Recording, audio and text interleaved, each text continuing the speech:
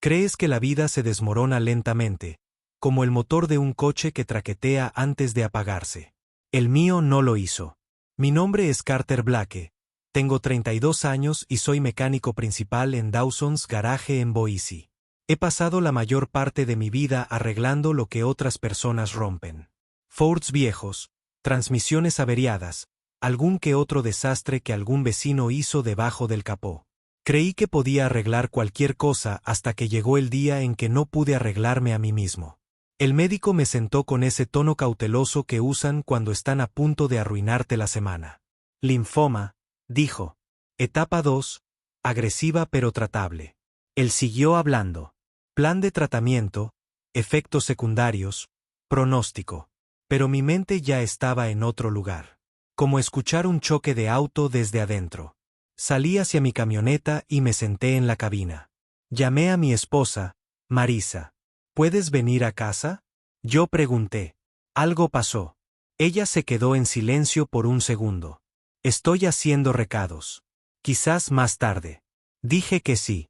Ese fue el error número 1. Si alguna vez alguien se alejó de ti cuando lo único que necesitabas era que se quedara, deja un comentario y compártelo. Sé lo aislado que te sientes. Y si esta historia toca algo personal, suscríbete porque ¿qué pasó después? A veces todavía no parece real. Cuando llegué a casa lo supe inmediatamente. La puerta de entrada se sentía más liviana y más silenciosa. Sus llaves no estaban en el gancho. Su abrigo no estaba en el perchero. Entré al dormitorio y la mitad del armario estaba vacío. Su maleta había desaparecido. Nuestra foto de boda, enmarcada y desempolvada hacía apenas una semana, faltaba del tocador. Entonces mi teléfono se iluminó. Un texto. No me inscribí para esto ninguna emoción, ninguna explicación, solo 5 palabras que golpean más fuerte que el diagnóstico. Adjunto una captura de pantalla de nuestra cuenta bancaria. 38,000 pesos. Todo lo que habíamos ahorrado. Desaparecido. Transferido a una cuenta que solo tiene su nombre. Marcado con fecha y hora 40 minutos después de que la llamé. Lo miré hasta que mis ojos perdieron el foco. Luego escribí una palabra más. Comprendido. No la llamé, no grité, simplemente agarré una cerveza del refrigerador.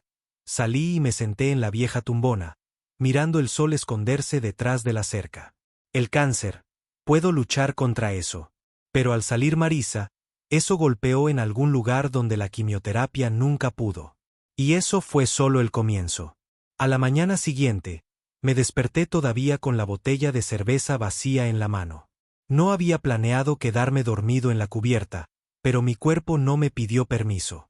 El amanecer iluminaba el borde de la valla y tenía la espalda rígida por la silla. Mi teléfono todavía estaba en el apoyabrazos. No hay mensajes nuevos. No es que esperara nada. Entré, silencioso como un museo. Todo lo que Marisa dejó atrás parecía preparado, como si alguien hubiera intentado borrarse sin dejar ningún desorden. Alrededor del mediodía, escuché que alguien golpeaba la valla. Era Mitch, mi vecino. Un militar retirado de la marina. Barba, sal y pimienta, manos grandes, voz suave. Él asintió hacia mí. ¿Estás bien, Carter? Ayer vi a Marisa salir como si estuviera en llamas. No dije mucho, solo lo miré. Al final dije, el médico me dijo que tengo cáncer. No lo tomó bien. Mitch no se inmutó. Él simplemente me miró como un hombre que había visto suficiente vida como para no sorprenderse por nada. Bueno, diablos, dijo después de un momento. Eso es pesado. Sí. Se rascó la barbilla.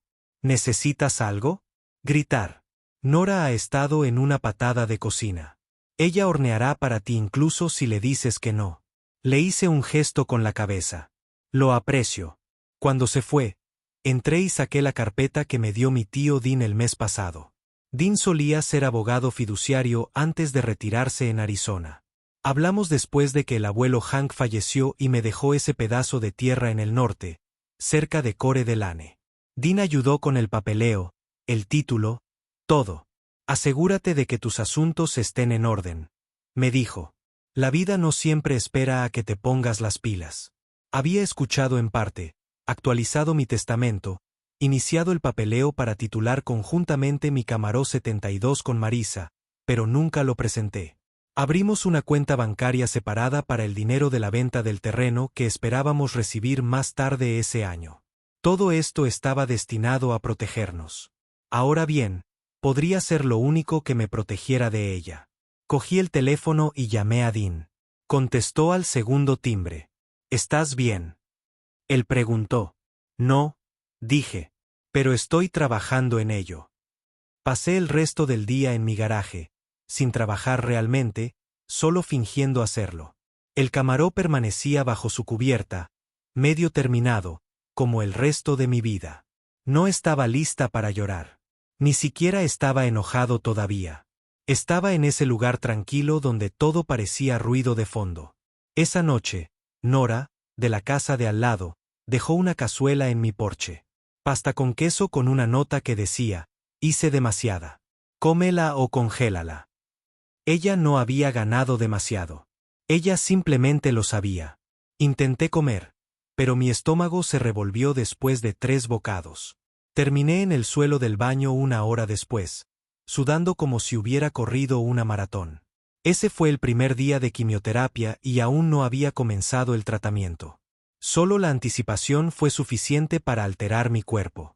Alrededor de la medianoche, llamé a mi hermana. Harper. Le dije cuando ella respondió, tengo cáncer. Silencio, luego vengo. No, dije, todavía no. Tengo que arreglar algunas cosas primero. Hubo una pausa, pero ella no discutió. Estoy aquí cuando me necesitas. A la mañana siguiente, llamé al banco y pedí el historial de transacciones de la cuenta conjunta. La señora del teléfono dijo que el problema se había solucionado 40 minutos después de mi llamada a Marisa.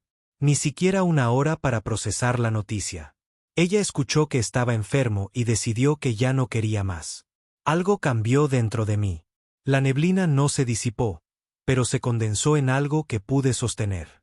Ni rabia, ni tristeza, sino propósito. Llamé a Dean de nuevo. Necesitamos revisar las finanzas. Todo ello. Traedlo todo, dijo. Empezaremos de nuevo. Fui a su casa con una carpeta llena de papeles, títulos de propiedad, registros bancarios, pólizas de seguro y todos los hilos legales que pude conseguir. Abrió una cerveza, se sentó frente a mí en la mesa de su cocina y comenzó a leer. Ella no puede simplemente vaciar tu cuenta y desaparecer, dijo. Era una cuenta conjunta, le dije. Su nombre está allí. Dean entrecerró los ojos. Claro, pero lo vació sabiendo que te acababan de diagnosticar. Esto no es solo frío. Es potencialmente ilegal, especialmente si ella movió el dinero para ocultártelo. ¿Podemos demostrar que ella lo sabía? Se reclinó en su silla, pensando. Los registros telefónicos muestran cuando la llamaste. Los registros bancarios muestran cuando transfirió el dinero. Si tiene un diagnóstico con marca de tiempo, tengo la documentación del alta en la carpeta. Dean asintió. Es un buen comienzo. Pasó a otra pestaña de la carpeta. La documentación del título del Camaró, sin firmar. ¿Esto todavía está a tu nombre? Sí. Nunca llegué a terminarlo. Bien. No. Cuando salí de la casa de Dean, teníamos un plan. No es venganza, solo estructura, límites, pruebas, un mapa hacia adelante, incluso si todavía duele mirar hacia atrás. Entré en mi camino de entrada y vi otro mensaje aparecer en mi teléfono. Este de un número desconocido. Carter, soy Jenny, la prima de Marisa. Acabo de escuchar lo que pasó. Lo siento mucho. No merecías eso. Me quedé mirando el mensaje durante un largo minuto. Entonces respondí, te dijo que tenía cáncer. Sí, se lo contó a todo el mundo. Ella dijo que no podía soportarlo y que necesitaba empezar de nuevo. Mi mamá está furiosa. Esto no está bien. Dejé el teléfono, bajé las ventanillas y dejé que el aire corriera por el taxi mientras conducía por las calles oscuras de Boise.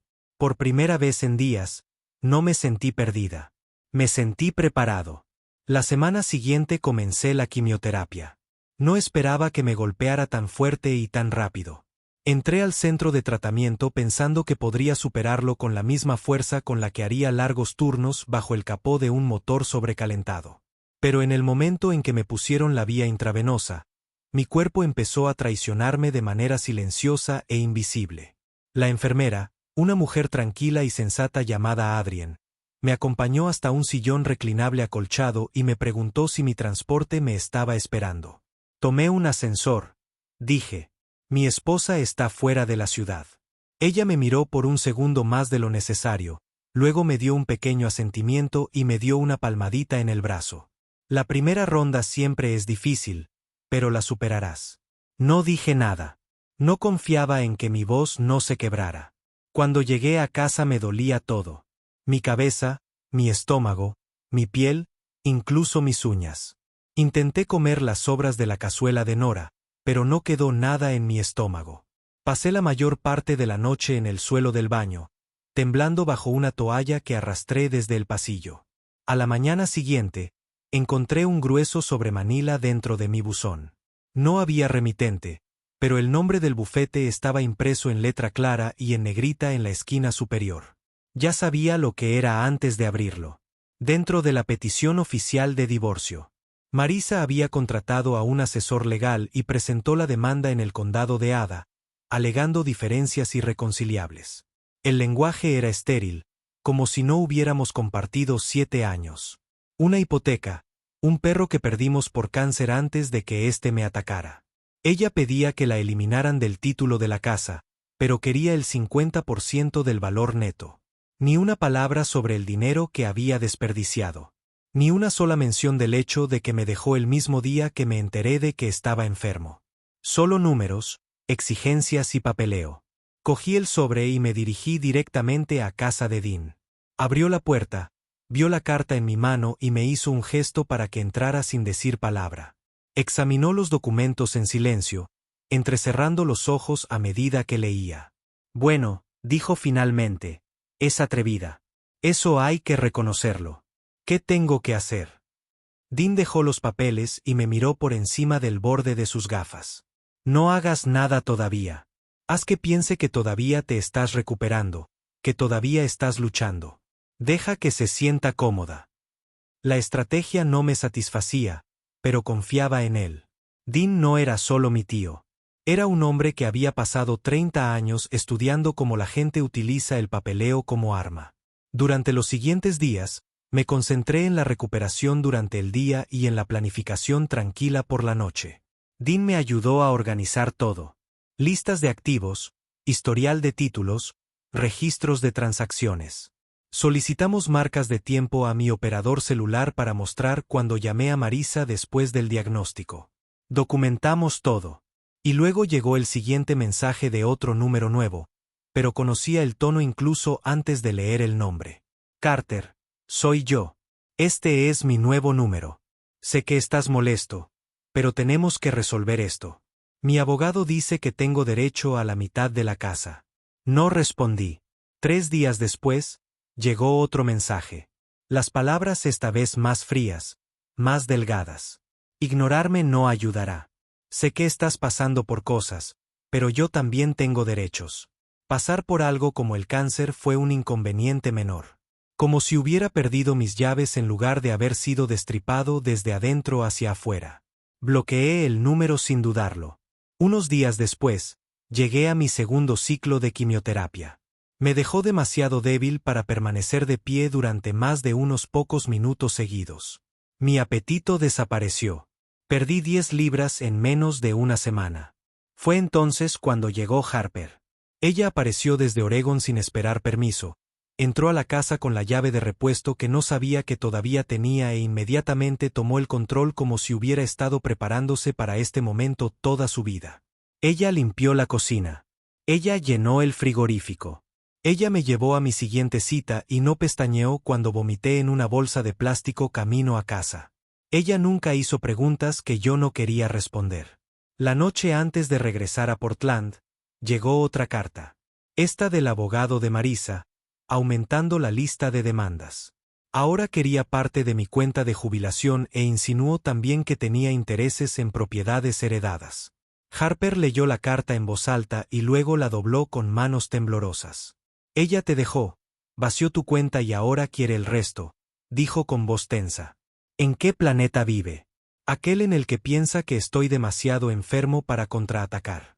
Los ojos de Harper se agudizaron. Bueno, recordémosle que está equivocada. En la tercera semana de quimioterapia, ya me estaba acostumbrando al ritmo de sentirme fatal. Las enfermeras dijeron que eso era una buena señal. Que me acostumbrara significaba que el tratamiento estaba funcionando. Mi cabello comenzó a caerse en mechones desiguales. Mi apetito era una broma. Pero lo peor no fue lo físico. Fue la quietud, la espera, saber que estaba en una pelea, pero no poder lanzar ningún golpe todavía. Eso cambió cuando recibí una carta del banco. Fue un aviso de cortesía, de los que envían cuando alguien intenta modificar un instrumento financiero compartido. Marisa había intentado eliminarme de nuestras tarjetas de crédito conjuntas. También había intentado acceder a nuestra caja de seguridad, la misma caja que contenía el título sin firmar del Camaró, la escritura de la tierra de mi abuelo y el testamento original que Dean me ayudó a actualizar la primavera pasada. Afortunadamente, no tenía la segunda llave. Llamé a Dean inmediatamente. Ella está pescando, dije. Ella también es descuidada, respondió. Eso nos da una ventaja. Ella está tratando de adelantarse a algo. Supongo que no sabe lo que he movido. Ella está adivinando, esperando poder ganarnos. Dean se quedó en silencio por un segundo y luego dijo, es hora de dejar de reaccionar. Necesitamos preparar una trampa. A la mañana siguiente, llamé al agente inmobiliario que gestionaba la venta pendiente del terreno que heredé. Le pedí que pusiera el anuncio en espera. Dijo que estaba explorando otras formas de liquidar. Luego me comuniqué con el banco donde se encontraba mi 401k inactivo de un trabajo que tuve hace años. Pregunté sobre las opciones de retiro anticipado. Se aseguró de sonar nervioso, desesperado, como un hombre tratando de juntar dinero para las crecientes facturas médicas. No toqué ni un centavo, pero dejé que el ruido suficiente resonara en el sistema financiero. 2 días después, Dean recibió una nueva carta del abogado de Marisa. Este fue más largo y más agresivo. Incluía una demanda formal de acceso a todos los bienes conyugales pendientes de liquidación, incluidos los fondos de jubilación, los ingresos de herencia y las propiedades aún no vendidas pero que estaban destinadas a ser vendidas. Dean se rió cuando lo leyó. En realidad me reí. Ella mordió el anzuelo. Pasamos las siguientes horas organizando la documentación física, mi cronograma de tratamiento, registros de llamadas, registros financieros. Agregué las capturas de pantalla del texto. Dean agregó copias de las marcas de tiempo de retiro junto a la fecha del diagnóstico. La imagen que pintó fue brutal. Una mujer que abandonó a su marido enfermo y luego regresó no para ayudar sino para cobrar. Al final de ese día, teníamos una carpeta tan gruesa que se rompió una banda elástica. ¿Estás seguro que desea seguir adelante con esto? Dean me preguntó mientras lo cerrábamos. Me recliné en la silla, exhausto pero seguro. Ella empezó esto como si fuera un juego.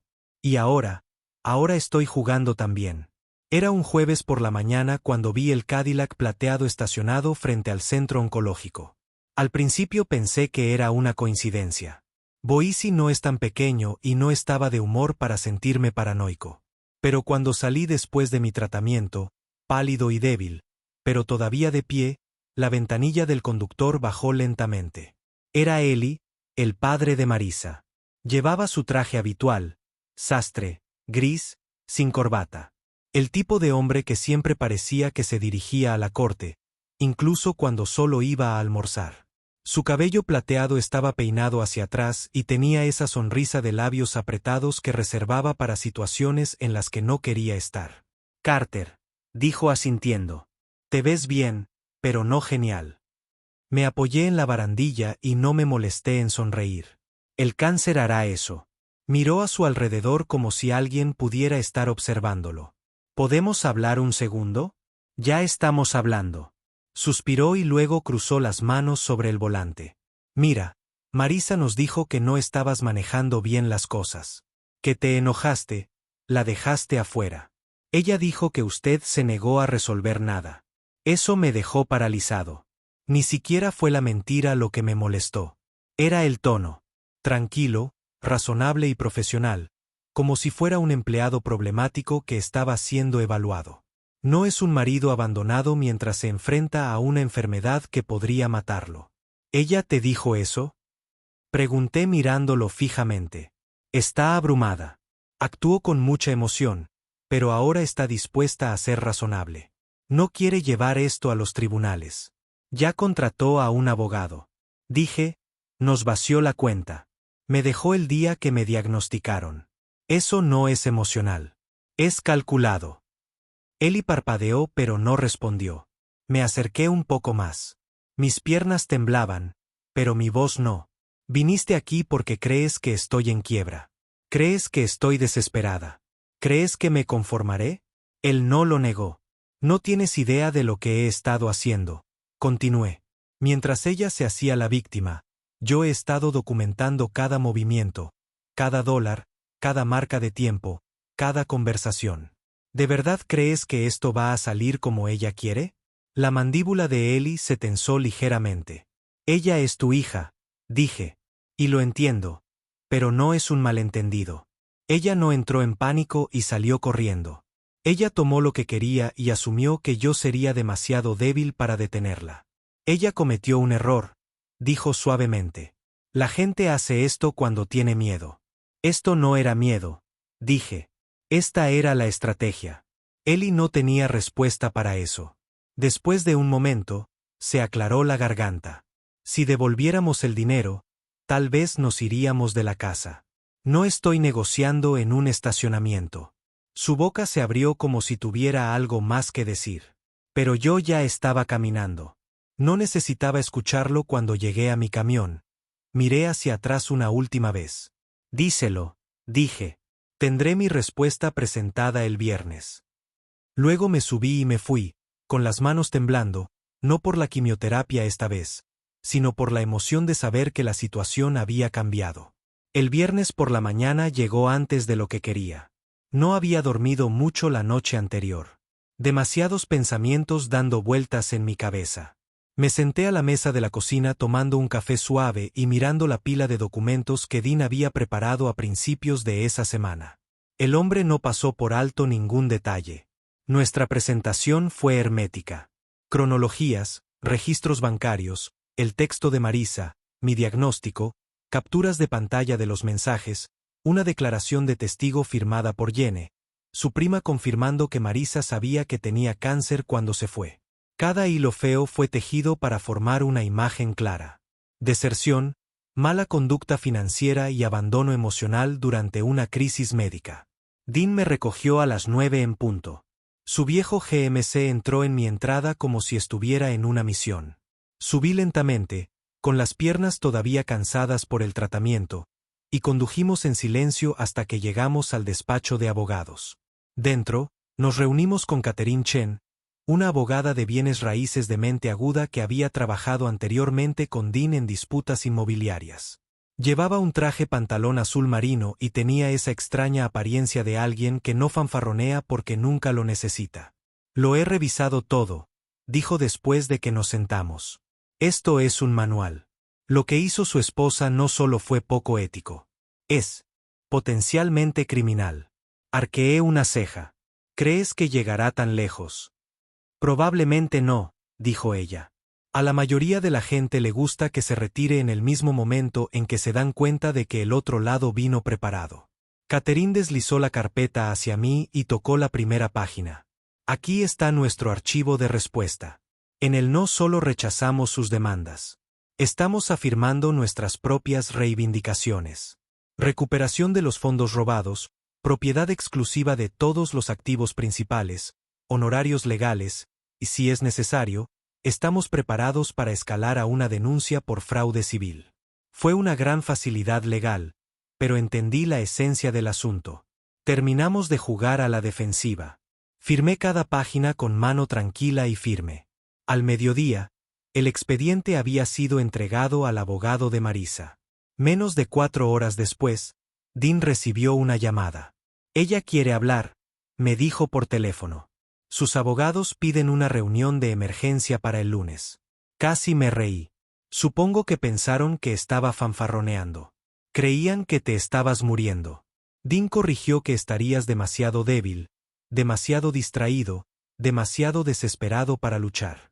Pero no lo estaba. Ese fin de semana descansé. No porque necesitara prepararme para la reunión. Ya tenía todo lo que necesitaba. Pero como parecía la primera vez, pude exhalar. El peso no había desaparecido, pero se había desplazado. Ya no lo llevaba solo. Tenía un plan. Tuve apoyo. Yo tenía influencia. El domingo por la noche, apareció otro mensaje de un nuevo número. Claramente, Marisa otra vez. Esto es cruel, Carter. Cometí un error, pero estás tratando de destruirme. Mis padres no pueden devolver el dinero en este momento. Estás yendo demasiado lejos. Por un minuto lo miré fijamente, tratando de decidir qué decir, si es que decía algo. Finalmente escribí, las acciones tienen consecuencias. Luego presioné enviar y bloqueé el número antes de que pudiera responder. El lunes por la mañana hizo más frío de lo esperado. Uno de esos días de primavera en los que el sol pretende calentarte, pero el aire todavía tiene dientes invernales. Dean me recogió de nuevo. Llevaba mi única chaqueta buena y el tipo de cansancio que no viene por falta de sueño. Viene de la supervivencia. Quedamos con Catherine en su oficina en el centro, unos pisos encima de una cafetería que olía a almendras tostadas y espresso quemado. Ella ya había preparado la habitación. Había dispuesto nuestra carpeta de pruebas y estaba revisando todo una última vez.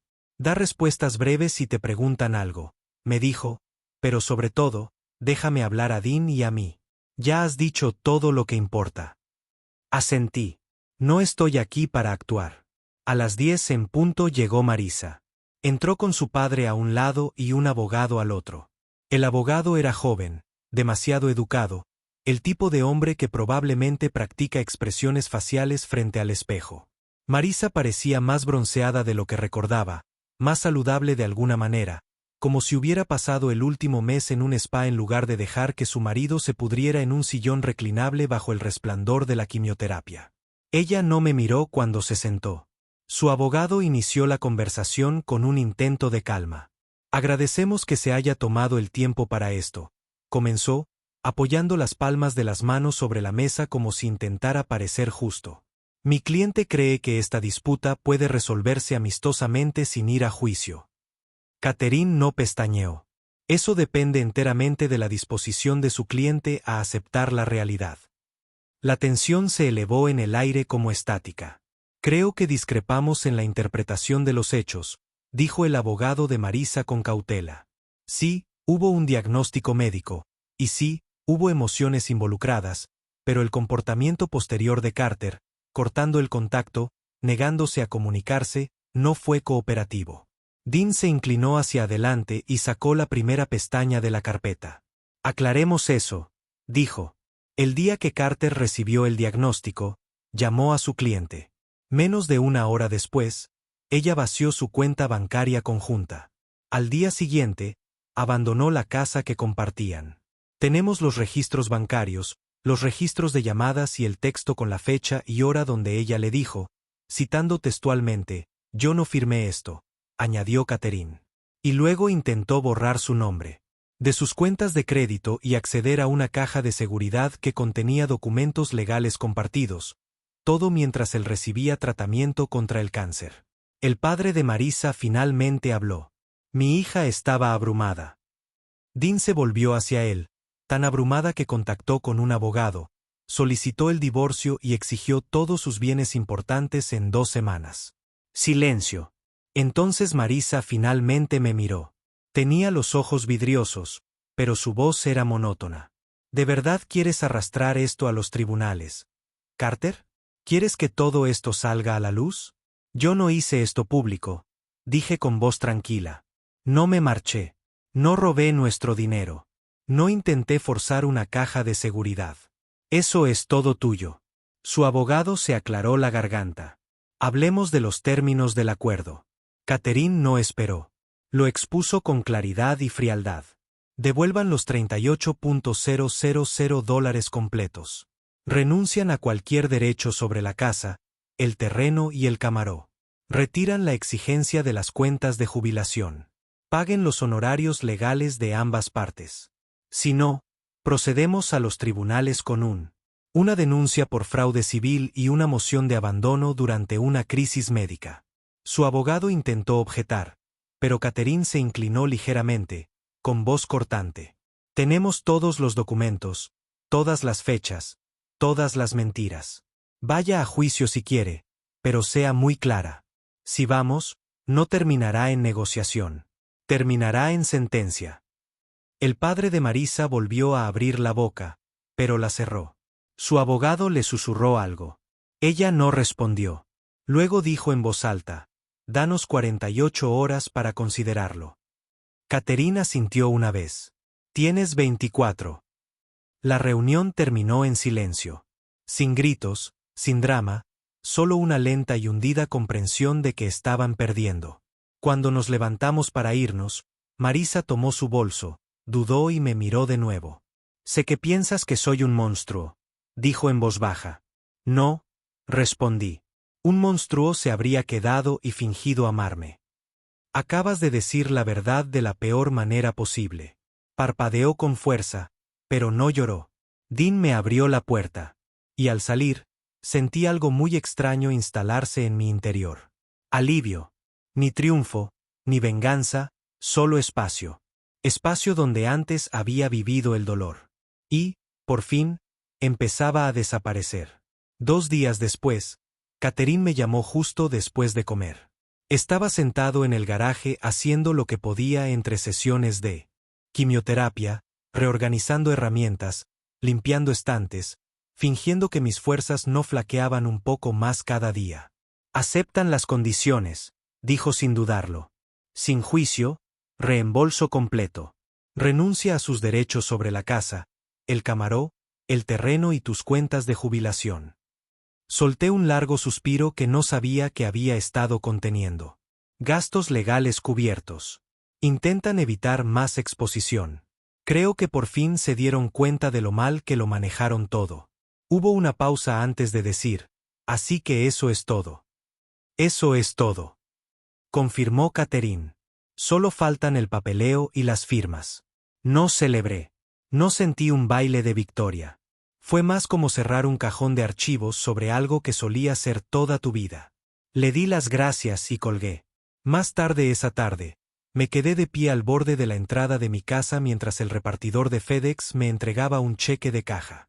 $38,000, la devolución de lo que se había llevado, casi hasta el último centavo. Entré, me senté a la mesa de la cocina y me quedé mirando el cheque un buen rato. No por la cifra, sino por lo que simbolizaba. La prueba de que no estaba loca, de que me habían tratado mal, de que no fui yo quien se rindió. Conduje directo al banco, deposité cada centavo y luego llamé al departamento de facturación del hospital. Pagué 3 facturas de quimioterapia pendientes en el acto. La mujer al otro lado de la línea hizo una pausa. ¿Seguro? Es una gran cantidad. Sí, dije que estoy. Claro. No quería esa deuda sobre mí. Ni una cosa más que me atara a la peor temporada de mi vida. Al salir del hospital, Adrien, la misma enfermera que me había dado mi primera ronda, me vio en el vestíbulo. «Estás caminando más erguida», dijo con una sonrisa. «Se siente como si fuera la primera vez en mucho tiempo». Asintió y luego añadió: «Tenemos tus últimos resultados. Los marcadores están bajando. Estás respondiendo más rápido de lo esperado». Sonreí y esta vez no fue de esa manera que se fuerza para la comodidad de los demás. Era una sonrisa pequeña, cansada, pero real. Esa noche, volví a sentarme en la terraza trasera. La misma silla, la misma vista, pero todo se sentía diferente. El silencio ya no era pesado. Era limpio, tranquilo. No había nada esperando a acecharme. Solo el viento, los árboles, el cielo que se desvanecía lentamente en púrpura. Y yo todavía aquí, todavía de pie. 6 meses después, mi oncólogo usó las palabras que no me había atrevido a esperar: remisión completa. Me senté allí en la sala de exámenes. Con las manos me aferré a los brazos del sillón mientras revisaba mis análisis de sangre y los resultados de la tomografía. Sonreía, tranquila, firme, pero sonriendo. Tus cifras están limpias, dijo. No hay signos de propagación, ni marcadores en los ganglios linfáticos. Seguiremos monitoreándolo, pero por ahora ya no está. Desaparecido. Así. No para siempre. Siempre hay una sombra con estas cosas. Pero lo suficiente para respirar. Tiempo suficiente para tener esperanza. Tiempo suficiente para planificar. Salí de esa clínica a la intensa luz del sol de Boise y no dejé de moverme. Primero llamé a Harper. Mi hermana gritó tan fuerte que tuve que apartar el teléfono de mi oído. Luego llamé a Eli de Missoula, un viejo amigo que me había estado ofreciendo un lugar en su taller de carrocería personalizada durante años. ¿Aún tienes espacio? Yo pregunté. Él se rió. Estás bromeando, ¿verdad? He estado guardando tu maldito banco de trabajo. Un mes después, vendí la casa. No porque no soportara vivir allí más, sino porque estaba lista para algo nuevo, algo mío. Encontré un pequeño lugar en las afueras de Missoula. Una cabaña con un amplio garaje, espacio para herramientas y una hilera de pinos que mantenían las mañanas tranquilas. No hay vecinos lo suficientemente cerca como para escuchar tus pensamientos. No hay recuerdos colgados en los rincones.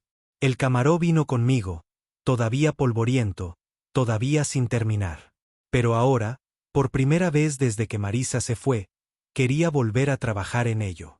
No para venderlo, no para compartirlo, solo para mí. Desempaqué lentamente. Deja que el silencio sea mi banda sonora. La pieza ya no se sentía vacía. Me sentí ganado.